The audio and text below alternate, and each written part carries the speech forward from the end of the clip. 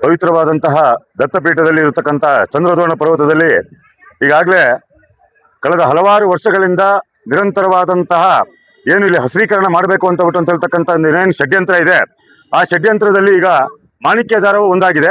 ಮಾಣಿಕ್ಯದಾರ ಅಂತ ಕೇಳಿದ್ರೆ ಅದು ಆಯುರ್ವೇದದ ಔಷಧಿಯ ಗಿಡಮೂಲಿಕೆಗಳು ಇರತಕ್ಕಂತಹ ನೀರು ಬಿದ್ದಂಥ ಸಂದರ್ಭದಲ್ಲಿ ಚರ್ಮರೋಗ ಹೋಗುತ್ತೆ ಅಂತ ಹೇಳ್ತಕ್ಕಂಥದ್ದು ಒಂದು ಪ್ರತೀತಿ ಇದೆ. ಆದರೆ ಅಲ್ಲಿಯೂ ಸಹ ಇವತ್ತು ಗೋರಿಯನ್ನು ಮಾಡುವಂಥದ್ದು, ಆ ಗೋರಿಗಳ ಮೇಲೆ ಹಸಿರು ಚಾದರನ್ನು ಹಾಕಿ ಅಲ್ಲೂ ಸಹ ಈ ಗೋರಿಗಳಿದೆ ಅಂತ ಹೇಳ್ತಕ್ಕಂಥದ್ದು ಮಾಡ್ತಿರ್ತಕ್ಕಂಥದ್ದು ಅಕ್ಷದ ಖಂಡನೀಯ ವಿಚಾರ.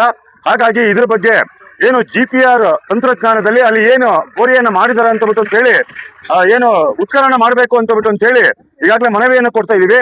ಅದೇ ರೀತಿಯಲ್ಲಿ ಮಾಣಿಕ್ಯದಾರಕ್ಕೆ ಹೋಗುವಂತ ಜಾಗದಲ್ಲಿ ಒಂಟಿ ಮರ ಮತ್ತು ಏನು ಕೆರೆ ಇದೆ, ಆ ಕೆರೆ ಜಾಗ ಅಂತ ಕೇಳಿದ್ರೆ ಅದು ಪ್ರವಾಸೋದ್ಯಮಕ್ಕೆ ಇರತಕ್ಕಂಥದ್ದು, ಪ್ರವಾಸಿಗರಿಗೆ ಇರ್ತಕ್ಕಂಥ ಜಾಗ. ಅದು ಅಲ್ಲಿ ಫೋಟೋಶೂಟ್ ಅನ್ನು ಮಾಡುವಂತ ಜಾಗವನ್ನ ಇವತ್ತು ಅಲ್ಲೂ ಸಹ ಹಸಿರು ಚಾದರನ್ನ ಹಾಕಿ ಅಲ್ಲೂ ಸಹ ಇಸ್ಲಾಮೀಕರಣ ಮಾಡಕ್ಕೆ ಅಂತ ಹೋಗ್ತಿರ್ತಕ್ಕಂಥದ್ದು ಖಂಡನೀಯ. ಹಾಗಾಗಿ ಜಿಲ್ಲಾಡಳಿತಕ್ಕೆ ಇವತ್ತು ಎಚ್ಚರಿಕೆಯನ್ನು ಕೊಡ್ತಾ ಇದೀವಿ.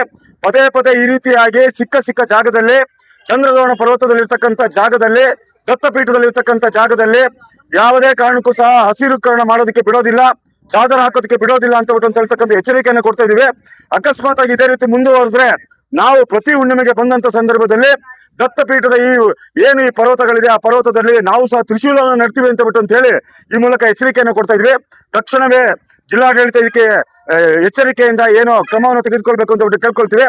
ಮತ್ತೆ ಏನು ಈಗ ಒಂಟಿ ಮರ ಮತ್ತು ಆ ಕೆರೆ ಇದೆ, ಆ ಕೆರೆ ಜಾಗದಲ್ಲಿ ಪೊಲೀಸರ ಗಸ್ತನ್ನ ಜಾಸ್ತಿ ಹಾಕ್ಬೇಕು ಅಂತ ಹೇಳಿ ಜಿಲ್ಲಾಡಳಿತಕ್ಕೆ ನಾವು ಮನವಿಯನ್ನು ಮಾಡ್ತೀವಿ. ಮತ್ತೆ ಮುಂದಿನ ದಿನಗಳಲ್ಲಿ ಇದು ಉಗ್ರವಾದಂತಹ ಹೋರಾಟವನ್ನು ಮಾಡ್ತೀವಿ ಅಂತ ಹೇಳಿ ಈ ಮೂಲಕ ಎಚ್ಚರಿಕೆಯನ್ನು ಮಾಡ್ತಿದ್ದೀನಿ.